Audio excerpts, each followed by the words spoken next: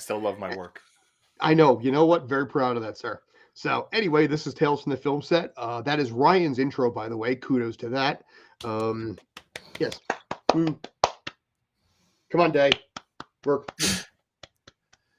Fairies can't. Yeah, fairies can't And wake then up. he's just gonna look. Yeah. Fairies can't wake up unless you clap. So. Anyway, this is Tales from the Film Set here. Have you guys having a good night? I'm Scott. That's Ryan. That's JT. Welcome back, sir. And that's Davion. Apologies for the sound of my voice. I'm a little raspy today. But we got a bunch of stuff we're going to be talking about today. Most notably, the biggest part is we're going to be talking about the new James Gunn DCU lineup, which is kind of undoing a lot of the stuff that they've had. I do not know if the DCU lineup will have any crossovers with Velma. We have not discussed that yet to find out if any future crossovers in that vicinity.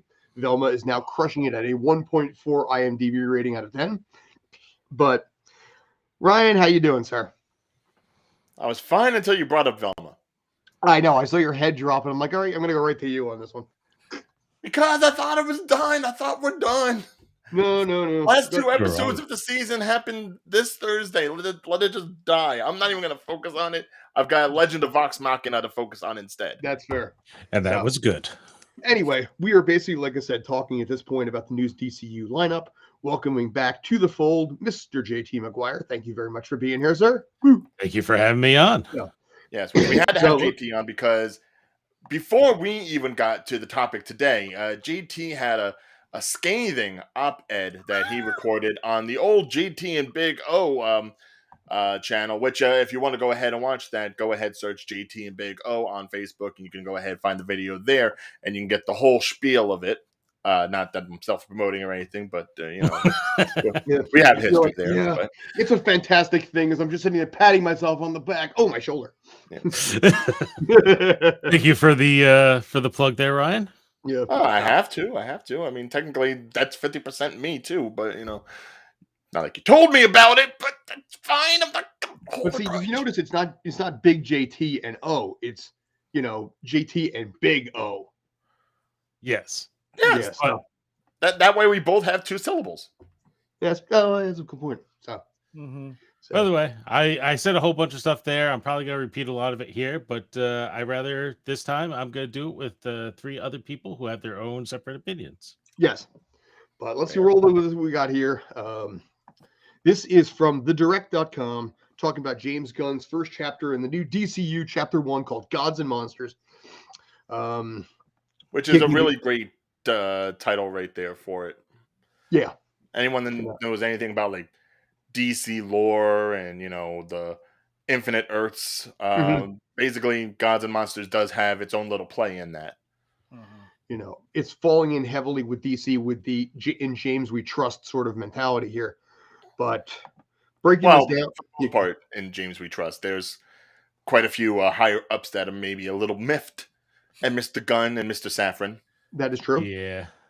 It appears a lot of people do not trust James Gunn. Well, given his previous work when it comes to like Suicide Squad, Peacemaker, and things like that, there is the belief that maybe he can handle the management role maybe a little bit better. Time will tell in this case. I think the window for DC to take over is here with what's happening with MCU and Phase 5 questionable, especially after a very lackluster Phase 4. It is time now for DC to possibly be poised to take over the mantle for comic book movies. I feel what's going on here is a bit of what I would refer to as a Star Wars effect, where someone does have a vision, and that vision's not bad, but the fans themselves have what they already see as a vision for this product, and I think that's going to interfere, and I think that's going to sour things. That is possible. I mean, you look at some of the stuff here, you might have that expectation that it's going to be, I don't know, we'll have to see, but. Well, before we get into the slate itself, it should be noted that before we actually get into anything that James Gunn's actually going to be able to produce, we probably won't be seeing any of that until probably like 2024, 2025. Whereas what we still have DC-wise is going to be the last 4 films of the old regime, being Shazam, Fury of the Gods. You're going to have The Flash. You're going to have Ezra Miller's Flash. which they are leaning heavily on the idea that it's going to help reboot things. And then you also do have Aquaman coming out, and Blue Beetle, which was supposed to be an HBO original, HBO Max original, and is now being bumped up into the mainstream. So not a lot of necessarily connectivity between those 4 movies. So it's very possible that from there we'll be able to stretch out and see a lot of different parameters being executed. A few of the things that I'm kind of looking at here. One with someone let their cell phone get out there. No, I just Mine's finished in the other rendering room. a It video. wasn't me. No, that wasn't me. I finished rendering a video. So Aquaman 2 is kind of weird to me because I had heard a rumor a while back that Jason was going to actually be moving over to play Lobo, but maybe that was just a fan rumor and not an actual thing that he wanted to do. Because now if he's going to continue on with Aquaman 2 in this universe, that means he's kind of typecast into Aquaman at this point. Well, Also, that's why they've said that the whole Flash thing is going to be like a reboot of sorts. It's going to not necessarily reboot the entire universe, but it is going, I guess in a way, you can look at Flash as kind of like how the season finale of Loki panned out. With the expansion of there being more of a multiversal theme, and some things will intermix, some things will not. There's already talk of like Elseworld movies and stuff. I don't want to cut you off there, but as part of the video that James Gunn had done earlier last week, I mean, he mentioned all the things that are going to be part of his Elseworld, which is the Batman and a few other DC properties. Right. But he said that Aquaman 2 is actually going to be a part of this universe. Right. And I believe that's going to be coming out after The Flash is. So... Well, it's coming out in theaters after Flash, but as far as storyline is concerned... But I think that if it's going to be part of the DC universe, then that means that Jason is going to be continuing to play Aquaman, correct? Right, correct. Because he never got kicked out. He never got fired. Right, and if the Flash reboot happens beforehand, then they're not going to be recasting Aquaman at this point in time just because of the Flash movie. So no, but the question could also come up. It's like, do they really need Aquaman at this time? I mean, all I know is Jason Momoa. But if that's the case, then why wasn't he said to be a part of the Elseworld? Because as of right now, we don't know what the plans are for Lobo or Aquaman because neither of their stories have been mentioned in the slate. We do know what is that. They did say what's the plan for Aquaman. Aquaman is part of this universe, right? And it's going to be played by the same actor who's been playing Aquaman. Do we know that for sure, though? Does he say that? Or Jason Momoa they already shot the film. Yes, in this particular film. Afterwards, we don't know what's going on with Jason Momoa. It's a part of this universe with that actor as Aquaman. Personally, they should just recast the whole thing because Amber Heard's stank is just all over that film, and no one's going to even bother watching it. Which is also a good point when you look at it also. But see, also you have Ezra Miller, whose reputation is in the tank. Amber Heard's reputation is in the tank. And both of those movies are coming out this year. How much damage is that going to do to the brand? Maybe they kill off Aquaman, and then Aqualad takes over. Who knows? And yes, Moamba, we're going to get to Authority and Swamp Thing because Authority is going to be crazy. But here's the other thing I was about to mention while y'all both are battling each other on. This is what me and JT do. This is how we interact. Yeah, by the way, it's like Ebony and Ivory, except we're both Ivory. Okay. So I'm just going to let you know, but there is a rumor mill coming out for the reason why a certain wrestler may be losing his titles. And also, he may be playing Lobo for the DC. No, God, I hope not. No.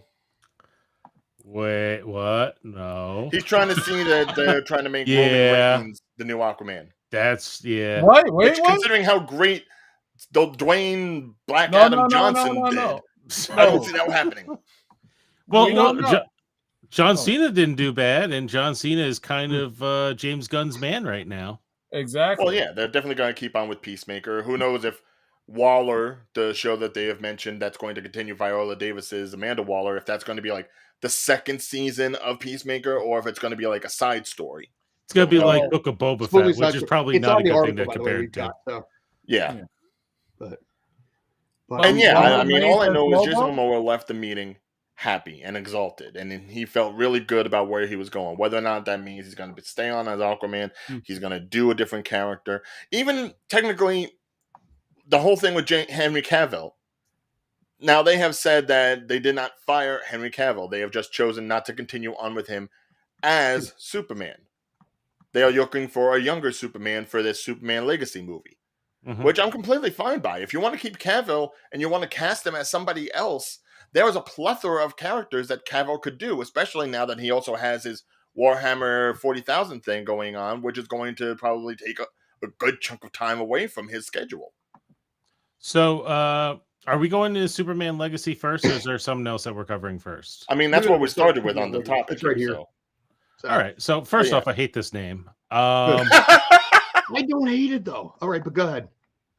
Well, I mean, like you're starting your universe, and so is Superman, Wonder Woman, and Batman are already going to start with a settled history, which is there's so many different Batmans and Supermans and Wonder Womans that it's just going to be a muddled mess to just say like drop you right in the middle of a new Superman story, in my opinion. And to call it Legacy, it's like, oh, he's been around for years or something like that. Not saying that's how the movie's going to go, but that's what the title says to me. I think that is such a lazy title, in my opinion.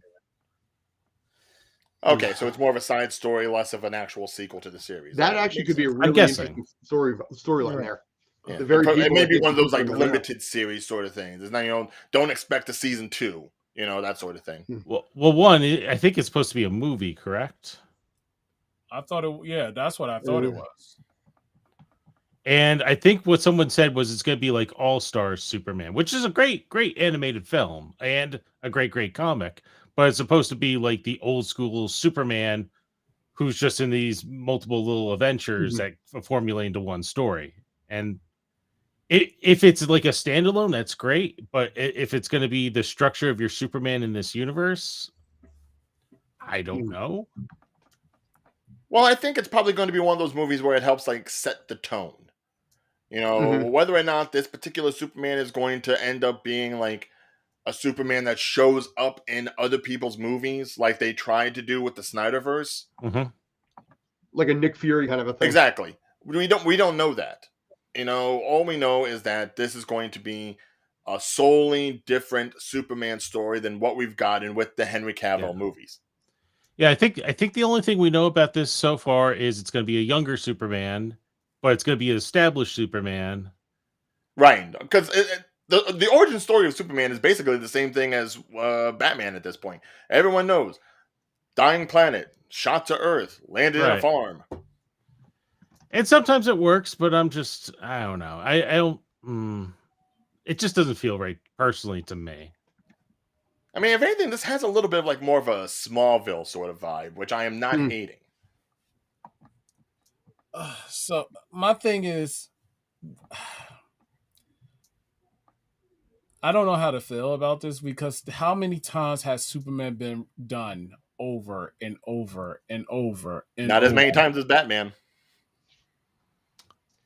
Yeah, I understand that too. Like, yeah, we don't need to watch the Batman origin for the 6th time in 30 years. By the way, this will be the 6th film Batman since 1989. Well, with Superman, even him, it's like the 79 Superman, which was then continued in 2006 and rebooted 10 years ago in 2013.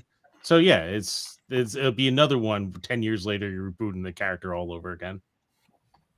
But that's why it would have been nice to also keep Henry Cavill because he's recognizable. He is a good Superman, and you could have started him as like a established Superman. But that's just me.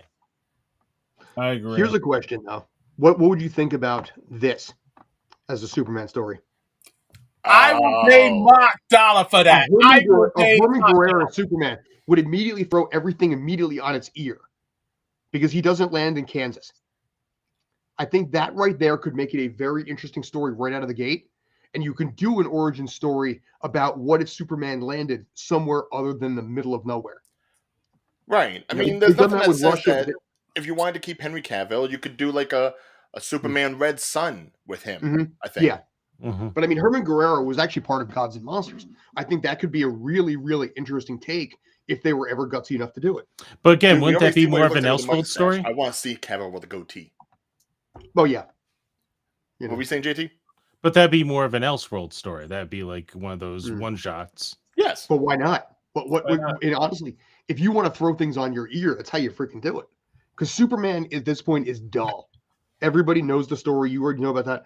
Imagine if they did the origin story where he landed someplace else. And this has been established in the comics. And it was a very interesting thing. Benjamin Bratt, I think, was the voice of Superman for Herman Guerrero.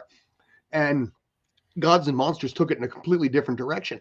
And I thought it was a very interesting concept based on that whole very simple what if he doesn't land in Kansas. I personally don't want to make the argument right now about Elseworld stuff because, and I do want to bring up the Batman later on because I do have an argument about that one. But I think this is more about the universe that he's trying to build where everything interconnects. And actually, even to have Elseworld stories, I think is going to muddle this universe they're trying to create. So I think they shouldn't even try to do Elseworld stories right now until they fully establish the DC universe. That's my personal opinion. But here's the thing. I really think that doing something different because you had already established them on the films, trying to go a different direction and make them establish in a way where you're adding more. See, I'm trying to think with this Elseworld story, but it will make sense. It's really difficult to put in perspective because I see what JT is talking about, but then again, do we want a repeat of the same story? Well, let me ask this. I'll go a step further and almost ruin this entire show for tonight. Should we even have a DC universe that's interconnected at this point? It's such a muddled mess. Is it worth the effort? I mean, Marvel had success with it, but Marvel's now slowly fizzling out. So is it still the right formula to follow? I think DC is better suited by having individual stories that occasionally overlap. I think Marvel struggled with Phase 4 because they didn't have an overlap, and I think it hurt them. I think with DC, it's the opposite. Yeah. I think if DC a few years ago, when they had the very strong Dark Knight, and then they were trying to build Man of Steel and had that Batman interact with that Superman, I think it would have worked.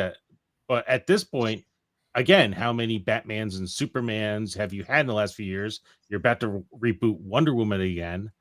I think it's too much of a mess at this point, and you should just try to focus on individual good tales. Almost like basically the animated movies are. Right. Which some DC has some of the best standalone animated films for like. And we're going to be tapping on characters coming up, in a minute on this, as part of the list that they've got. But I have to be the contrarian right here. All this, I think you can have an interconnectivity, but I think the way you can have an interconnectivity with this DC slate is what Gunn is doing, and he's really broadening the range about what characters they get to focus on and which ones they don't. It was different with Marvel because you had everybody interconnecting to ultimately become the Avengers, and then everything branched off that. And then here we tried to do everything where you had Batman, Superman, all the big leaguers coming together for Justice League. When now you have this whole slate of people. Yes, there will be a Superman movie. Yes, there will be a Batman movie. Yes, there will be Themyscira, which is a Wonder Woman television show. But you also have all these other B and possibly C level characters that, after seeing what Gunn has done with Suicide Squad and with Guardians of the Galaxy, that's where his bread and butter is, where he gets to really flesh out these unknown characters and be able to expand what we know of as interconnectivity. I don't think there necessarily has to be a lot of overplay between these characters, and while they'll still be in the same universe, they'll still be individual tales. But again, we won't know any of that until we even see like a first trailer for anything for a couple of years now. But the slate itself does have interest. I think it's also a confusion of like how some of this stuff is going to be cartoons, some of these are going to be TV shows, some of these are going to be movies. Well, that does Even separate between them the out. different way of telling these stories, they're all apparently going to be part of the same universe. So that Yeah. cartoon series for what was it called? The Creepy Commandos or something like Creature that? Commandos. Creature Commandos. That is actually going to be part of the actual universe. And when they go into live action, the people doing the voiceovers are going to end up playing those same characters. Now, this comment here makes a lot of sense because this was the biggest issue that DC had during Marvel Phase 2 and Phase 3. They were Right. trying so hard to play catch up to say, you know what, we're here, we exist also. Right. That they came out with low end GoBot level, content versus Transformers, and as a result, hurt themselves royally. Now, like I said, the window I think is open because Marvel has struggled the last few movies. Disney is hemorrhaging money hand over fist, and there's been rumors that they're going to be starting to sell off some of their IPs just to be able to make ends meet a little bit more. So the time for DC to strike is now. The time maybe for some of the foreign ones, Dark Horse, maybe hell, Malibu. There might be a window for a couple other forgotten comic book franchises out there, or comic book companies out there to maybe make their own stamp. I think it's possible. I'll get back to Dark Horse in a second. This is sick what you're saying with DC and how like they were like trying to rush all this stuff out to make GoBots. I mean, when James Gunn does a 5-minute video that's talking about their 10-year plan, that doesn't seem like it's rushed. Like it's like this forced thing. Like, do you like if this fails, if the next 4 or 5 movies come out and they fail, half of that list that you just mentioned isn't going to come out. There's not going to be a Swamp Thing movie. I think there's not going to be. I think there's less pressure on DC now. I don't think so. I think there's even more pressure, especially with the Discovery Warner Brothers merger. They want things to get as profitable as possible very quickly. And I think I wasn't alluded to today that some of the things that James Gunn had said has already kind of pissed off some of the Warner Brother higher ups. So who knows if like we'll see surprised? In a few weeks to a few months that he's going to get his own dismissal, and then all this goes away anyway. By the way, Mwamba, loved the Witchblade anime. Darkness game, that hurt my brain. But yeah, you like the Witchblade anime? A little bit more dark. I like both of them. Matter of fact, did y'all watch the TV shows, the live action TV shows that used to be a TBS? Witchblade, I watched the first season. Dave, you like anything that's on? Well, you can sit there and watch paint dry, and you're like, this is an amazing thing. You know why? I think Witchblade was part of the WB, and it was like alongside stuff like Buffy the Vampire Slayer and stuff. And after it got canceled, I think the replays went to TBS. I believe. And it was never on Warner. If it wasn't on WB, I think it was strictly on like TBS or TNT or one of the Turner networks like that. Was it? Yeah. It was on TBS. I thought it was on Channel 11 because I remember watching the debut of that, and then I didn't watch any more episodes of that. Sadly. Anyway, guys, we're so far off track here. We barely got into the Superman movie. Yes. So let's scroll back up for a second. Let's go through this list here. Scrolling. I think we've said plenty about the Superman as is. What's the next one? We're about to go. Let's see. Okay, Superman Legacy we covered. Right. Supergirl. Supergirl. Woman of Tomorrow. All right. So this, if I can jump in, I think the plot of this is great. But considering the fact that we just had 10 years of a certain Supergirl who was peppy and all that, to have this dark version of Supergirl in a film, I don't know if audiences are gonna immediately accept it. To be fair, we're talking about two different audiences though. Right. We're talking about the audience, your general movie-going audience, versus the much smaller niche audience that watched the television show both through CBS and the CW, which it lowered in viewership year after year. This is the whole argument why you can't have the guy who played the Flash on the television show play the Flash in a movie, because even if there was a loyal fan base, it still doesn't generate dollars. So I'm not worried necessarily about going ahead and doing a different type of Supergirl, because chances are a good number of people that go to the movies didn't even know there was a Supergirl TV show. By the way, just No, want to but let me just point something out real quick. By the way, this is relevant to you guys. Remember when I mentioned that one movie where basically a woman pointed the gun at all of us and didn't realize that you can't point a loaded gun at people? was it Witchblade? Was it Yancy No. Butler? Yancy Butler was the main lead in it. If you ever talk to her about it, she will remember that movie because the woman was sitting there like this with the gun. There was a story in there where basically she was underneath a bag and had gas fumes. I remember telling you guys about that. Yancy Butler was the one inside those gas fumes, breathing that for minutes on end. Oh wow! So just mentioning Yancy Butler in this case, she was the one basically underneath that bag I was telling you guys about. They almost died that day. Anyway, sorry. I'm trying to think of a good example here, and the best I can think of is Ninja Turtles. I know there's got to be a better example, but just to think of like one version of the property which is super kid friendly, and then this next one which is probably not going to be so kid friendly. Again, this is going to be her trying to survive on a planet, but it's going to be Supergirl in Castaway, from the sounds of it. I'd rather watch something like that than to hear the whole original story with her fly. I wanted to have like a little I said, I think it's gonna Wilson. It sounds like it's going to be an interesting story. I personally would like to see this, but I just don't know if this is the right Supergirl for the mainstream audience. It depends on how they do it. Here's the thing. If they make her a nasty, unlikable character, you're dead.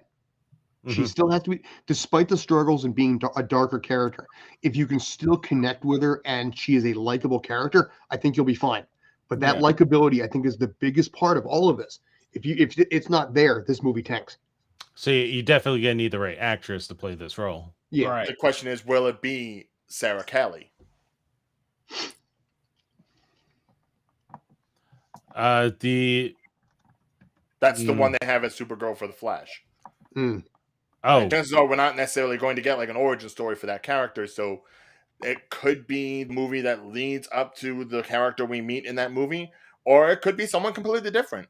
This might lead into the next movie we're going to talk about, but how much will the Flash actually have an impact on everything here? Because I heard a rumor is Michael Keaton going to stay Batman going forward after the Flash movie? That was a good question. He's getting too old for that, though. I mean, it's been almost 35 years since the first one. Right, but with the son Damon and everything like that, is it going to be like an older Damian who he's training to be like a full-fledged hero or something? I think you still need a younger Batman in this case because Damian's only about 8 to 10 years old. Right. And I agree with you. I'm saying, like, I wonder if this is still what they're thinking. By the way, so now that we are on the Brave and the Bold here, why not just keep the Batman as the Batman of this universe? Because he's already like the most popular DC character in the current lineup. You're gonna put him in the Elseworld, and you're gonna build one with the Robin. By the way, I don't know how many people actually like Damian. I always think he's a little shit. I liked him. I like the concept of it. Someone who's trained by Ra's al Ghul, somebody who came, has to learn how to train and under Batman's morals. I liked him with Dick Grayson's Batman. I don't like him so much with Bruce Wayne's Batman. I watched him from the movies. I was impressed by the movies, and I forget who voiced Batman in that too. I agree with JT on that one. I think he's a little. Well, fine. Let's be clear. People laughing like they shouldn't agree with me because he wants to be Jason Todd in the new DCU. We know this already about the man. What? What you say, Brian? You heard me. You want to be Red Hood. That's why you're saying it. No, I'm not. I'm really saying he's a little. You know what? Yes, he is a little. You know what? That's most father-son conflicts. That's what makes it interesting because he's not the typical Robin you're used to. Yeah. And it falls in a little bit what I was talking about with Superman before, where it turns it on its ear a little bit. And that dynamic, that father-son, Batman with his morals, growing up without a father, without parents, now being forced to work with his own son that he knows very little about and trying to be able to continue the legacy in many ways that he could. I think it adds a lot of human element and a unique dynamic to this on both sides between Damian and Bruce. Now, I think this film is at more the tail end of this whole entire 8-year, 10-year plan. So couldn't you have just had the Batman, which just came out, and go into the next film, which would be the Joker, and then the follow-up film after that would be the Brave and Bold idea here with that Batman. You need a Batman who's about 35 to 40, maybe pushing 45 years old. Why? You can have kids young. As an actor, I'm thinking. Could have had him at 35, which I always screw up his name. That's why I'm not trying to say it. But Robert Pattinson. Patterson. Pattinson. P-A-T-T-I. Yeah, Mwamba's actually making a great point because one of the things that Gunn did talk about in his little briefing that he gave us last week is that he wants directors to be able to really have control over their product. Since he is a movie maker first, and a movie executive second, he's on the side of the filmmakers. Gunn wants the directors to be like, okay, what's your idea? Let's work with it. So if Reeves doesn't want to be a part of the interconnectivity, then Gunn's like, fine, that's completely okay. But that also goes against what he was saying before about like DC or Warner Brothers giving away these IPs like candy. It's like, okay, well, this is not going to be part of our universe, but you can still do your take on it and your take. And doesn't that kind of water it down? No, I think it's what they need. It's like, hey, I have this Power Ranger universe here, but I'm also still doing Super Sentai humans, and I'm doing VR troopers over here, and blah blah blah. Big bad Beetleborgs. Beetleborgs. Or Mystic Knights of Tirnanog, which I still think should have gotten a second season. Tattooed teenage alien fighter from Beverly Hills. God damn it. Dude, those were Celtic Power Rangers, all right? I wanted a second season of the Knights. I surprisingly didn't get into that one. You know what? We can't get off topic here. We're already way too off topic. But yeah, I like the idea of Brave and Bold. I almost wonder if it's going to be more lighthearted because it's going to be like a father-son drama. No, it shouldn't. I would hope not. No. Here's the other thing. Why is it being called Brave and Bold? Isn't this the cow story? What's that called? Something of the cows. I don't know. Oh, you mean like KOWL? Court of the Cows. Yeah. Oh, Kamen Rider's in there too. Thank you. Kamen Rider. No, this we called it Mass Rider, but Kamen Rider. Anyway, Brave and the Bold has like a nice feel for Batman, especially considering you had the animated series Batman: The Brave and the Bold. So it's probably going to be a question of like what kind of world is going to be set up for this new Gotham. Really, also. No. I really see this as the Brave, which is Batman, the Bold, which would be the Robin, because he's very, because think about it. Damian Wayne is bold. He basically defies everything, defies whoever he's trained with, defy his brothers, so-called brothers, defy dad sometimes. So he'll kill a person, yes. I disagree. I say it the other way around because the kid has to be the brave one. The bold one is the guy who basically never thought he'd be a father who suddenly is. That is a bold step for a guy like Batman. Interesting. That is your moment of zen. All right. But tell us in the comments, who do you think is brave and who do you think is bold? The answer is yes. But I mean, let me just say this in one point. We'll move on to it. I think James Gunn letting directors have the creative freedom is what DC needed. If you notice some of the problems that have existed with the Disney entity, is that there's been too much control by upper management and the exec producers at Disney to force certain things into their content to set up the next franchise, to do the next thing, and it waters down and hurts the product. Obi-Wan had the potential of being phenomenal, but then turned into a watered down mess because of how the executives at the top tried to push it to be. You look at some of the other movies that are out there, I think there's been too much control at the top, which if James Gunn, from a directorial standpoint, is allowing people flexibility in their own individual universes, so everything is separate, you allow the director to have a creativity. But that there can be a yin and a yang to that. That could be a good thing. It can be a bad thing because it worked for Marvel for many years. It's only recently that it's starting to hurt it a little Star Wars bit. movie, not Episode 8, he would have done a phenomenal job. Wait. But if you did the Ant-Man what's his, I can't think of the director's name, Edgar Wright wanted to do, then it wouldn't have been set up for all the movies coming out, including the current Ant movie. Which is why they needed it to be part of the entire MC universe. If Ant-Man was an own individual movie, kind of like DC has been doing, you would get a very different movie. Now, Ant-Man was not a bad film, but sorry about that. Sorry. All right, that's a toll that tells us it's time to go to our next thing. Okay, moving on. I'm sorry. No. Yeah. Now we go to the things that don't involve Batman, Superman, or crap. Here's Wonder Woman. You were so close, JT. So close. Well, actually, I don't think it does involve Wonder Woman. It's supposed to be about the society she was from, and not particularly her. Is she even going to be a character in this? I mean, they are saying it's a Wonder Woman prequel. She is on the cover, but that doesn't guarantee. If it's a prequel, you're probably not going to necessarily have Gal Gadot as like the lead on this thing. But they refer to it as a Game of Thrones. Just talk more about like other residents of Themyscira, whether it be Queen Hippolyta, maybe Nubia, maybe Athena, possibly jumping in there. Pretty much a lot of like more of the Greek lore, Amazonian lore, that sort of stuff. Very sand and sand. Well, even the article that we're kind of following by here does say that this is before the birth of Diana, so this is not going to involve her. It's really going to be about that society before she was born, right? Which, hey, a story about the Amazons, that's kind of cool, but a very still, gladiator type of movie.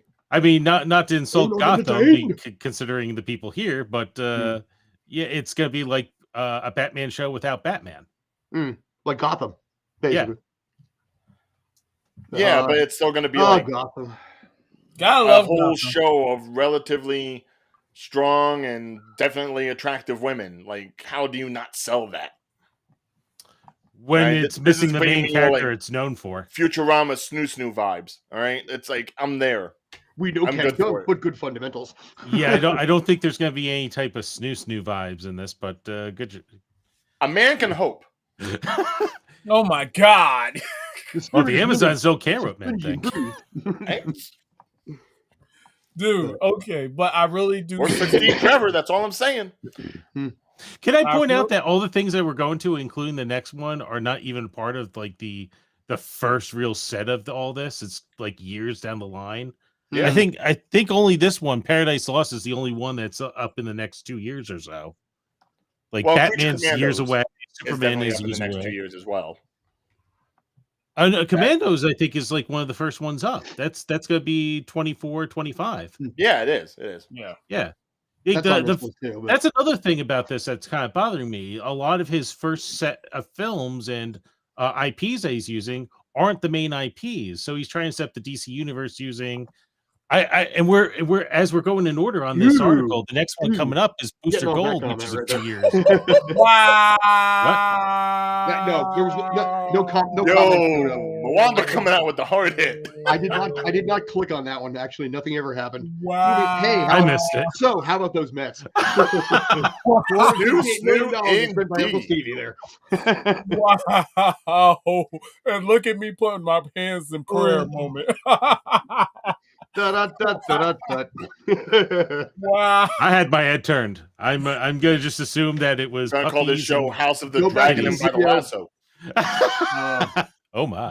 JT, it was about the 38 minute mark if you go back to the video itself. So okay, just leave it there.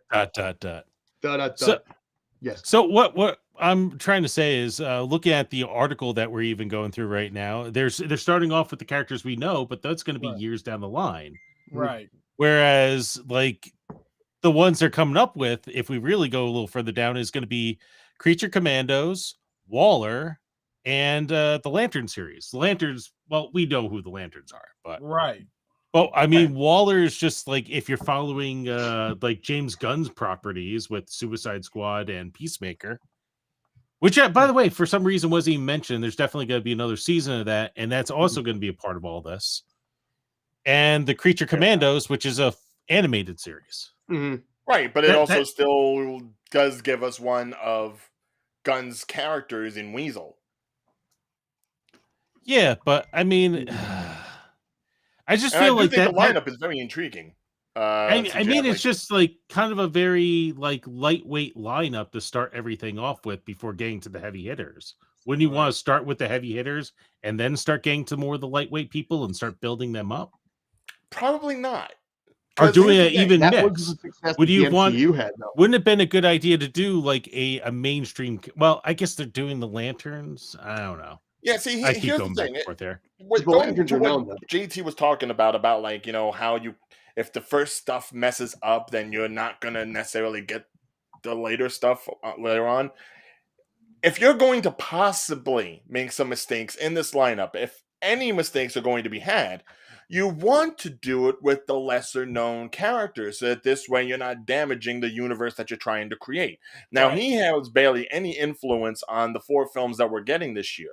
So that's already cut and dry. You do with it what you can. So yeah, start off with something that people haven't seen, that people haven't necessarily gotten affixed to, like Creature Commandos, like Lanterns, which we really have not seen in like this stream since Ryan Reynolds was one. So I think, yeah, we're due a fresher on the Lanterns, and work But your there's way a up. reason that people always go towards IPs. They go towards IPs because they know that people are going to gravitate to go see something that they're aware of. Like The Dark Knight, it did so well in the box office years ago because it built upon Batman Begins, which was such a great film.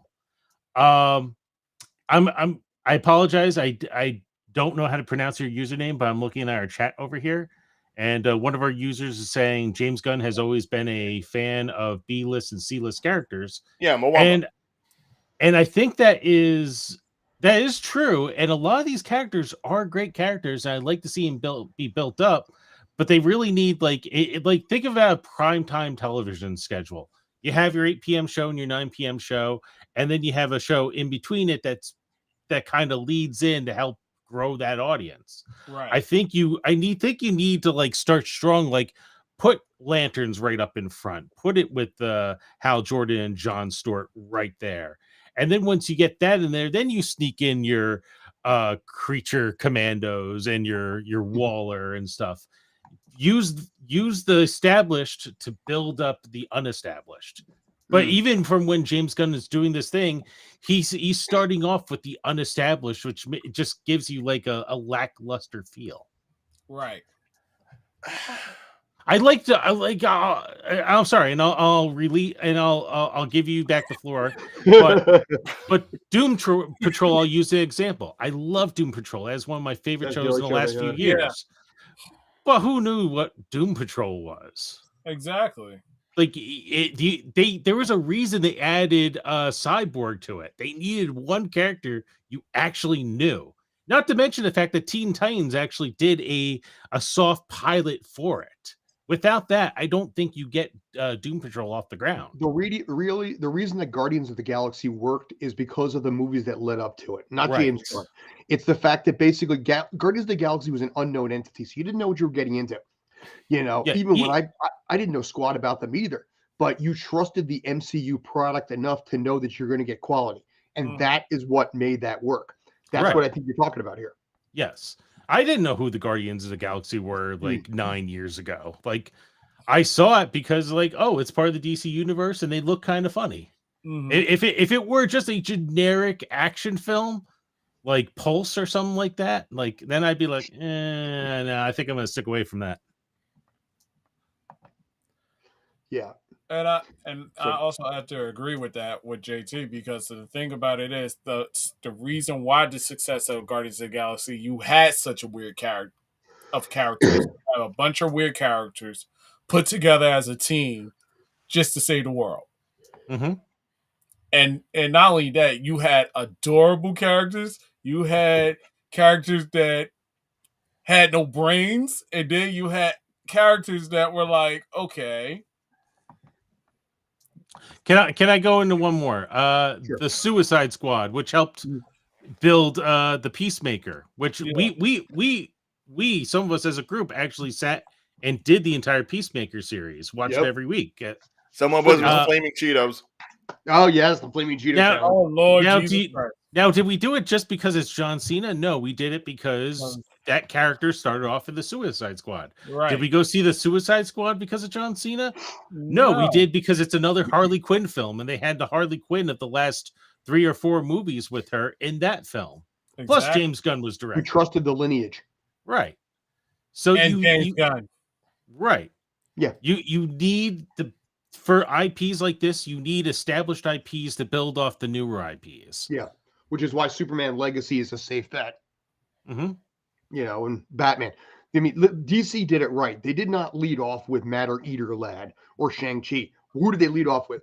You know, Iron Man, Thor, you know, Hulk. Characters who at that time were still second stringers compared to Spider-Man and the X-Men. Yeah, but still, it was still basic characters that the average group knew. And I think that's where Marvel is now starting to go wrong, because after Endgame, all the established characters started going away, or for whatever reason got a TV series instead. So all the movies that are coming out are based on characters that no one's ever heard of before. Like, I'm going to go see the Eternals. No, I'm not. Who are the Eternals? Mm-hmm. I'm going to see Shang-Chi. I don't know who the most watched movie of 2022 on Disney Plus as far as Marvel's concerned. And Shang-Chi, like, I know his villain. I don't know who he is. Yeah. All right. And they didn't even do his... I don't know. Yeah, I'm not going to go around to that. Yeah, let Dave... What's the goal? All right. Let Dave his final words. All right, guys. Really, I think that if it's done right and we introduce... Because really, DC is more famous for not just their main players as heroes, but also their villains. Mm-hmm. Once you have the established villains, that's what make DC grow. So, if that said, I really think James Gunn may execute this correctly. This will be a very good DC universe.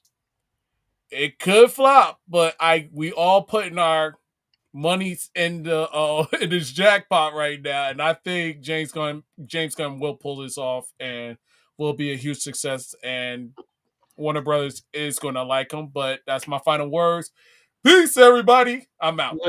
Later, Not bad, Day. Later, Day. Have a good day, Day. So, are we bringing in Rob to complete He's coming on shortly. So, okay. We'll just keep going with this. All right. Here's what I will say for Booster Gold. I hope this is a comedy, because if it's not, you're doing it wrong. Fair. But I will also say, please, for the love of God, because Lord knows I thought about this when they first described the character, when they first said that this was going to be something he was going to work on.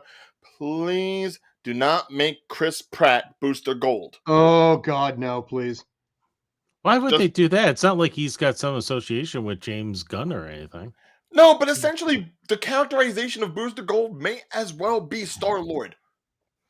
It's basically the same thing. And also, Chris Pratt's in pretty much everything that he's watering down his own brand. And then we already know that as James Gunn goes, so will some of the Guardians of the Galaxy and people that he's worked with over on the Marvel side. I'm sure Batista's going to get in there somewhere. He's already said he's not going to do Bane, but he'll probably be in something. And he would be good, Lobo. He'd be good. And I'm sure there'll be others that will come through as well. If you're going to bring in Chris Pratt, that I agree with, by the way. Booster Gold. I would dare say, I would rather have Will Arnett as Booster Gold. Well, that's because you're someone that's suddenly got the comedic chops. I don't know. No. Sam Rockwell, maybe too. Ooh, okay, I could see that. So, yeah. You have to get someone with like a smarmy, almost like slimy salesman sort of. Adam Scott from Severance, that would work. Could work. John Hamm, possibly too. You know, or maybe a star that's not even established yet. Maybe there's someone out there that'd be perfect for this role, but he doesn't have a name yet. I don't know. I don't think they're going to go that route, though. You think they're going to need an established star for this one? If you don't have an established star, you're going to have an established somebody somewhere, even if the villain is well established. I mean, with Thor, like Chris Hemsworth, if you remember, wasn't a star at that point. He didn't really have a big. Yeah, but he also had gigantic biceps, so you got away with it. You know, that's that's what I'm saying. You have to get somebody with comedic chops to do the role like this. I mean, really, superpower wise, he's just a janitor who wears the suit. Mm-hmm. You know, Pete Davidson as Booster Oh, Gold. God. JT, you son of a. Bye. Thank you. No, okay. Just side note, because I don't want to put things on a tangent. Spoiler alert for the Suicide Squad. Knowing that he's the first one to die in the movie, and it's in with like the first 5 minutes of the movie, I loved that. Thank you, James. It's almost as if you don't like Pete Davidson. Hey, I'm not the only one. Yeah, But- What else do we got on here? Well, let's talk about lanterns.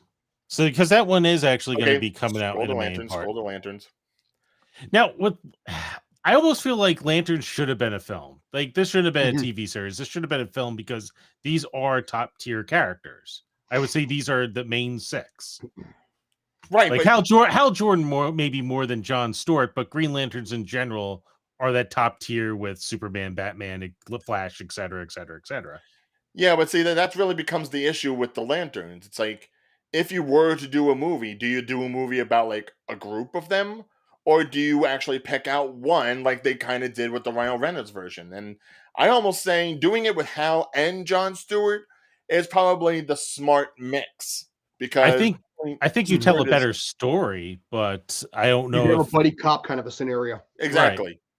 And I'd rather they use those two than say like a Kyle Rayner or a Guy Gardner who's just ugh. Or possibly one of the, like a Kilowog or someone like that. You know, I like that they're sticking with probably. Would you bring Ryan Reynolds back? And plus, you want to do come have a back? mix of personalities here, dude. I think if Ryan Reynolds did it again, I think he'd probably be kind of half okay with it, having known what he did at the end of Deadpool 2. God, I hope not. Well, if you bring Ryan Reynolds back, then who do you get to play John Stewart? I would, dude. I love Phil Lamar. So. By the way, we welcome you into this, Mr. Buddy the Elf himself, Rob Manning, who actually dressed for the part. By the way, I just want to point that out. So, hi, Rob. Is that what? Oh God. Yeah. Sorry. I was when I went out, sent me.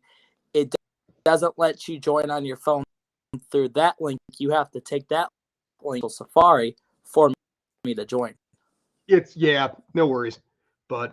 Scott. We'll probably get to Little Rock in a second, but as far as good. Talking about Phil Lamar, I was going to say he's a great person, and I've met him a couple times at conventions. Well, he was John Stewart, so right, and thank God that they did that they actually were able to go ahead and make John Stewart more of a household name through the animation purposes. I wish you could get Phil Lamar to actually do him in live action, but I almost feel like I think he's a little old at this point. Yeah, he might be able to pull off the age. I mean, he's what 50-ish.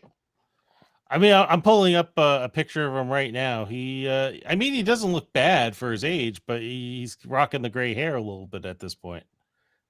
I mean, who else we get? Like Idris Elba. Not Idris Elba. Someone that's got more of a militant face, like a Jonathan Majors or a John Boyega. I would like David Ramsey. I do not know who that Well, is. you mentioned that, Scott, because they tried doing that with David Ramsey as John Diggle, right? Arrow? Yeah. So they did that, and then in one of the flashes, not at the ring, and the box went away. They they set up the whole John Diggle, and they set up the whole thing. And I think what it was is they didn't get the rights to use. They had to basically shut down that idea. But he was given the box, and he could have picked the ring. And he's like, no, I don't want that. And then the box went away. I mean, it might be a nice nod to take somebody that was a part of the Arrowverse, which it itself is actually being decommissioned in a sense. And, try to use some of those actors for more of the television-based stuff. People who are a little bit more used to the characterizations, probably a little bit more familiar with how some of them should act amongst other superheroes. Because with Lanterns, you're not just probably going to get these two. You're probably going to get a whole plethora of, universe, cosmic-based heroes and villains. I doubt these are going to be the only two, and they're just going to do like a simple little whodunit. No, you're probably going to get like other Lanterns, probably a Star Sapphire in there, maybe Sinestro pops up. Who knows? You have a whole little rainbow of characters that you could use for this. Yeah. Pop through a couple more here. Swamp Thing, we talked about that a little bit earlier. Did we? Yep. I don't think we did. One of the comments came through. My question is with the Swamp Thing, is it the same Swamp Thing that we've already seen, or is it we've got in a Swamp Thing TV show? Yeah, I think it's going to be separate from the TV show. It's going to be separate, but it's kind of funny considering people were saying that the Swamp Thing TV show was actually pretty damn good. Right. Mm-hmm. But then they did stop it after like what, 2 episodes? Because it was way too much to produce it. Didn't they do a full season, or am I wrong? I think they did a full season, or at least they did a season enough's worth on television. But like you were saying, episode 2 was dropped. They were like, okay, we're canceling them. We will not be doing a second season. And it was actually, I finished it. I needed a couple episodes I watched. I really liked it. Right, but that's the thing. Like, if you were to go on HBO Max, you can't even find Swamp Thing to watch it. It's like they just pretty much got rid of it completely. Wow. I didn't know that. Yeah, so I mean, it's kind of funny that they even agreed to do like a movie when they didn't even seem to have like enough interest in the television show, which was being critically lauded. But I don't know, maybe if they go like a darker route with this sort of thing, it's like I'm hoping that they actually get more like the Swamp Thing you get in the comics is a much darker character than anything we've seen on television, whether it be live action or animated. Don't forget, though, James Gunn also came from Trauma. So that could actually help with something like Swamp Thing. I think James Gunn said it was going to be a much darker film. And I think you could make a really, really, really good Swamp Thing. Oh, remember, Swamp Thing is also what leads to Constantine and other characters. So also true. That'd be another build-up. Yep. Right. Out of all the projects that he's talked about, Swamp Thing is the only one that probably actually deals with any, except maybe for Themyscira, that deals with any like mysticism. And you know what? I talk about like you need bigger projects to lead up the smaller projects, but you know, of all the projects, I really would like to see a Swamp Thing, and it annoys me that he put this at the tail end of his lineup. So we won't get this film for probably 8 years. So wait, so we're seeing this as the exact order that he's doing all the stuff, exact lineup. That's how I kind of took it as, like when he was saying, "Hey, we're going to go from this to this to this." Right. It seemed like that was like how he was going to make the films. We're going to start with these ones, then we're going to go into these ones, and then we're going to reach these ones. Well, that might have been the plan, but I mean, who knows what it's going to be like production-wise. At that point, things will shift once the rubber actually hits the road and you actually have to deal with whatever issues may come up with making these things real. And something like Swamp Thing is definitely going to be heavily CG'd, probably a good amount of practical effects. It's probably got like a body horror element to it, the way all the green kind of connects to each other and everything. It's going to look gruesome. It's going to look fun. Yeah, I can't wait. Far and away different from a guy wearing a bat suit. Now, who's that? The Authority is curious. What's your take on this one? Ooh. Now, I don't know if I've... That looks like Thomas Wayne, right? In the middle? No. The Authority are I don't know anything about the Authority. Separate characters from what we know in DC. They're from the Wildstorm line. You know how we had Wildcats? Oh, yeah. Basically, this group. Hi, Tova. Yeah, your fans are here, Ryan. Thank you, Tova, baby. So yeah, as far as the Authority is concerned, probably the most notable would be Midnighter, the person who thought was Thomas Wayne. Okay. Mostly because he is pretty much like a darker version of Batman in a sense. He's very grounded, more of a beat 'em up kind of guy. One of the first openly gay characters in comics. The guy who's got like the big solar triangle, that's actually his husband. Okay. So the whole thing about the Authority is kind of like, what if the Justice League went a little more rogue. That's basically it.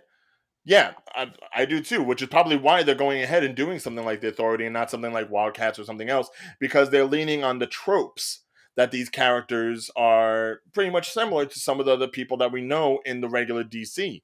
So to go ahead and try to like give like a darker, refresh version without actually tampering anything with the original characters is a smart move. Now, with what you just said, do you think the attribute of like how you said they are husbands because that's the way in their comics, or do you think he's gonna? I don't think there's anything about this that James Gunn would probably want to mute. I don't think he'll change that. Yeah, I don't. Nearest I could say is maybe like maybe there might be like a gender swap here and there with a couple of the characters.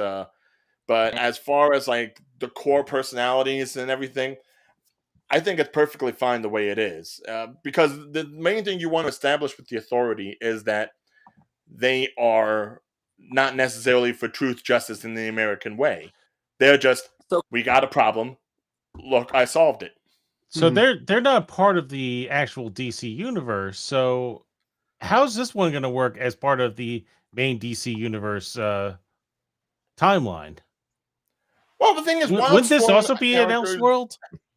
They have been brought in every so often, but they're not big names. You know, you're not going to see. Are they characters that are going to interact with Superman and Batman and the Flash? Very rarely. Hopefully not. So that's what I'm saying. Rarely any Wildstorm characters interact heavily. I'd say the only one who's ever interacted heavily in DC continuity in the comics would probably be Grifter, because he's been used a lot in Batman comics. But outside of that, I don't see a lot of intermixing. Especially since we don't even really have like a Justice League in this universe yet, as far as we know. Which might be a good thing. If you are going to have a team of heroes, which outside of the Creature Commandos, if you're going to have something that's going to give you that same vibe, but maybe lean a little bit more towards the vibe that you got with like the Boys, this is your best bet. Or I was going to say maybe a little like Invincible by chance. Like possibly, probably a little more brutal, a little bit more not trying to rescue everybody, just trying to solve the problem sort of thing. Well, I think this one's going to fail. JT's just like, nope, not working. I'm not even saying like I hate it. I'm just like that's my prediction. I think this one's going to fail because it's too similar something to like this. I mean, you're not going to necessarily go heavily on like the characters themselves unless you cast the right people. That's a movie that's going to need some really A-list casting in order to push the narrative. But I mean, this type of storyline's been so done in the comics since like the mid 2000s, and even a lot of TV shows have gone this direction. You mentioned The Boys, you mentioned Invincible. There was one actually recently on Netflix that failed, and that's what makes me think this is going to fail because of that one. What was the one with I forget his name, Jupiter or something like that, like the superhero, and then he had like a family of superheroes, and it turns out they're all Jupiter's Legacy. That one. So just because of that, I think this is going to be where people kind of start getting sick of some of this. Could be. Now, what's your thoughts on Batman? I didn't enjoy Jupiter's Legacy, but I did like Super Crooks that they had on the animated show that was like a companion piece. Rob, what were you going to say? I was going to say you needed A-list characters to make that movie. I kind of think per se you just need A-list for people to watch it. What I do like about it and what I'm doing is you're taking characters that nobody knows about and you're finally making a movie. You're not making 1,000 one-man movies that we already know the story. You're taking a whole thing. So I think it would be kind of good if they actors, because kind of like not saying it's a good example, but like when they did the movie Napoleon Dynamite, nobody knew the entire cast, and then ended up being an awful movie that's still talked about. So if I think, but Peter Potter was in it though. But Napoleon Dynamite was an original film. There was no other film made like that before. That was one of the appeals of it. Again, what I'm saying is there's like, I can immediately name 3 films or 3 TV shows just like this story. I mean, fair. I was just trying to give a comparison. Yeah, But no. Sorry, Rob. it's okay. That's This what is we how do JT here. is. We argue with each other. You say something, I say you're Rob, like, wrong. I gotta go. We and have to everybody's back. understand, Rob, this is your first interaction with a know lot what? of us. I know Santa, so all y'all are wrong. So I've been on his naughty list for years. There We you have an go. understanding. right. so we were to show something off. I don't know how well you'll be able to see this, but this is my beautiful book that got this got signed this weekend. I know we're not talking about Little Rock yet, but I Stan Lee, Lou Ferrigno, Ron Mars, Joe Rubenstein, and I just had Rob Paul, Pinky and the Brain, make a little cameo in this book. Just one little panel, and this was my first ever comic that I ever owned. Not this copy, but the book itself is the first comic I ever owned. So very nice. Oh, and that was a fun storyline too. And the movie may have been terrible, but I love whose autograph is on it. And this is a German exclusive cover, and it's signed by Margot Robbie right Nice. there. Ooh. There's a picture of Margot Robbie signing my book. Cool. There's Barbie. Should we just go over to Little Rock at this point? I mean, we can. Is there any? You're about to show Batman 2, so we're getting the Joker then, right? There's a face on it. Yeah, the Joker 2 is called Juliet. Is the unofficial tag name to it. Okay. So that's actually public knowledge, believe it or not. Oh, it is public knowledge. I was about to say, why are you revealing that? Because it's public. Because that's how I found out that it's. Because he wants us to work here in the state. So, it's like if you see me in Juliet, apply. Face. I don't know. My question is it, if I'm not mistaken, after the Flash, won't see Ezra again, correct? Because we're getting a different Flash because of the whole issue. Yeah, I don't know why his face is showing up on this. So what Druid here as the potential Joker that they showed, quote unquote, in the first movie. Ezra Miller that played the Flash, that's his face, and he's not DC. No, that's not Ezra Miller. That's not. No, that's not Ezra Miller. That looks kind of looks like that's Barry Keogh. Really? Yeah, from the Banshees of Inisherin. He's the one Wow. playing Joker. He was in the first movie, in that other cell, talking to Paul Dano's Riddler. What does chat say? Chat, do you think this looks like? I'm sorry. I'm not gonna lie. It does look like Ezra Miller on one of his many benders, but it's not. It's a completely different person.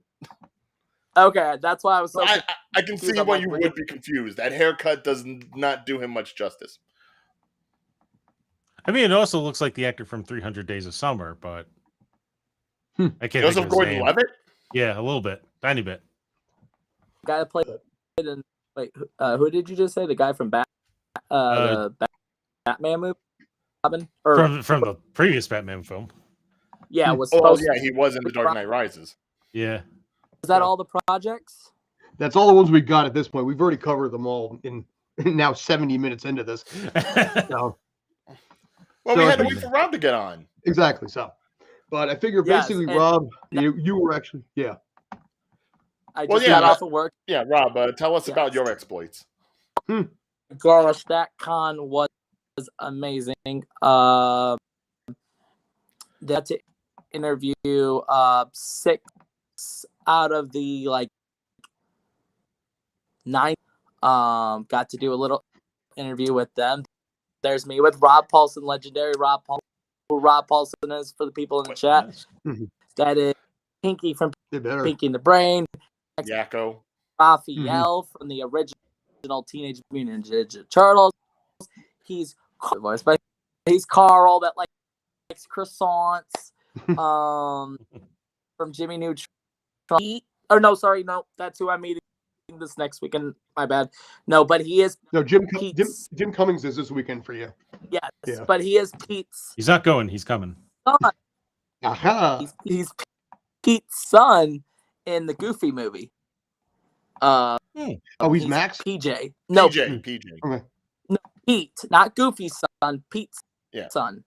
Okay. Yeah, Max belongs to Goofy. PJ belongs to Pete, who also has Pistol. Max, that's who plays Pete's son. Mm-hmm. Yes, we got this. Which is when I get to write the review, I have all the people, all the cast names. So I made sure. Good. Gotta give him credit. The Graham. There's. But yes, I got to meet Spider-Gwen, somebody in like a dinosaur suit. It looked live action. You can kind of see the little feet. But the lineup was great for him, yeah. Rob was my out of my favorites. I met Jason Douglas. That is he plays Tobin. He's the one of the characters from the village that had electricity, but then writes her a letter of why he's leaving. It's like at this point, if you know, but he's also Beerus from Dragon Ball Z. I'm sorry, okay. He's Beerus the purple cat. He's in other. I got to meet Greg Baldwin. That we video that you shared to me, is that public where people can see that? Yeah, by the way, we picked up 2 subscribers from that video. Thank you. Awesome. So if you go to the YouTube channel, you will see just on the YouTube, correct? Yeah. Yes. Okay, so if you guys go to the YouTube channel, there's a clip of him talking for anyone that doesn't know who Greg Baldwin. I say it wrong, but he's Uncle Iron. Iro. Sorry. I have a it's Iro. IROH. Yeah. So. That's he took over for. Sorry. One way he took over, and he's also I can't in Samurai Jack. He took over. And so it was really nice talking to him. Got a good got to meet the one of the actor or the main actor from the what is that, Texas the Chainsaw Massacre. Got to meet him. Very nice guy. We met Sonny Strait. He is President Mike from My Hero Academia, and Sop from One Piece. And the new season of My Hero. Nice. And then I'm trying to think who the other person can't remember. Whoa, big face. Sorry. Yeah, he'll do that at times. But so overall the con was great. Met Todd Abram. He's Natsu from Fairy Tail. I didn't get to interview with him, but that's because his line was awesome. And I got to kill to meet Todd Habercorn. You will. Todd, if you not to plug, but if you need his autograph at all, I am meeting him again in City, Missouri. He will be there. And so if you needed an autograph here, we can exchange, and I can tell you how much he charges and all that. Against it, I mean, the Fairy Tail gets such a bad rap for like trying to be like all the other shonens, and you know what? I love me some Natsu Dragon. I love me some Fairy Tail members. Period. You know, I get fired up. What I love about that show is that 9 ran all the way to 2019, so it came out way before My Hero Academia anime. But then I was like, yo, what's like My Hero? And someone's like, you should watch Fairy Tail. And I watch party, and they were into episode 3, so I missed the first 2. And watching that episode of the show already, and yeah, you're right with Natsu Dragneel. I mean, I love it. And I'm trying to think what voice actor, but in the first of Fairy Tail, the character that plays the fake salamander, I met I can't remember who his voice actor is on the top of my head. One of the anime people at the convention, because I went and looked. I went to the great app called IMDb. Go to any show you want. Or we frequently use it here to pull up stuff on the fly. No, I'm trying to think about it because part of me wants to say Johnny on Bosch, but I don't think he would have done just the one episode. It's not Johnny. He was there though this weekend. Yeah, he'll be here this next weekend, and that's why I know it wasn't Johnny. It was either Ian Sinclair or it was, I want to say it was Ian Sinclair, because we were talking about that. We were. So if you, are you on the fairy tale thing? Yeah, I am. Is that first episode? Chris Sabat's on here. They've got. Oh yeah, go to first episode.